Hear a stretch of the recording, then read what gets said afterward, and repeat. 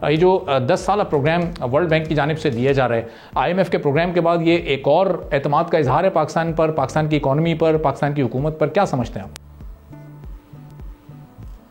جی، world bank کا programme ایک اچھی بات ہے، کیونکہ اگر تو قرض کی نوعیت پہ ڈیپینڈ کرتا ہے. ہمیں بالکل اس پہ کلیئر ہونا چاہیے کہ جس کو ہم پیکج کہہ رہے ہیں، یہ ایک لانگ ٹرم لینڈنگ کا پیکج ہے، اور اس پیکج کے اندر ورلڈ بینک نے اپنے پرائرٹی ایریاز حکومت پاکستان کے ساتھ مل کے آئیڈینٹیفائی کیے ہیں، جیسے آپ نے ابھی ان کا ذکر کیا.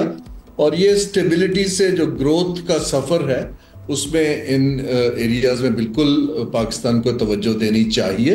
اور یہ پاکستان پہ جو اعتماد ہے، میں پھر سے عرض کرتا جاؤں، یہ لینڈرز کا اعتماد ہے. یہ کوئی جو ہے ہمارے پروجیکٹ فائنینسیئر یا انویسٹرز کی ایک ڈفرینٹ ہوتی ہے، لیکن عالمی اداروں کا جو اعتماد ہے وہ اچھی چیز ہے.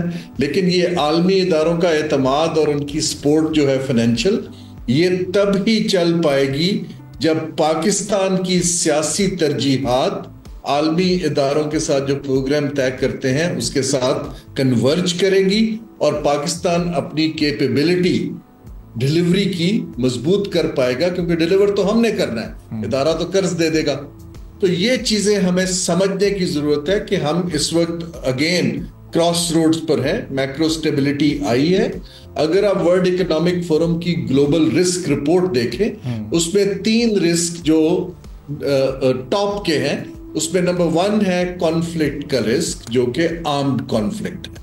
نمبر 2 ہے جیو پولیٹیکل ٹینشنز، جو جیسے چین اور امریکہ کی ٹینشنز بڑھ رہی ہیں، EU کی بڑھ رہی ہیں، تو یہ دوسرا ہے.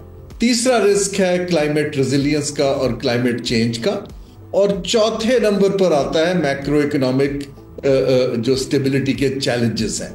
اب پاکستان ان چاروں رسکس پاکستان کو ہٹ کرتے ہیں.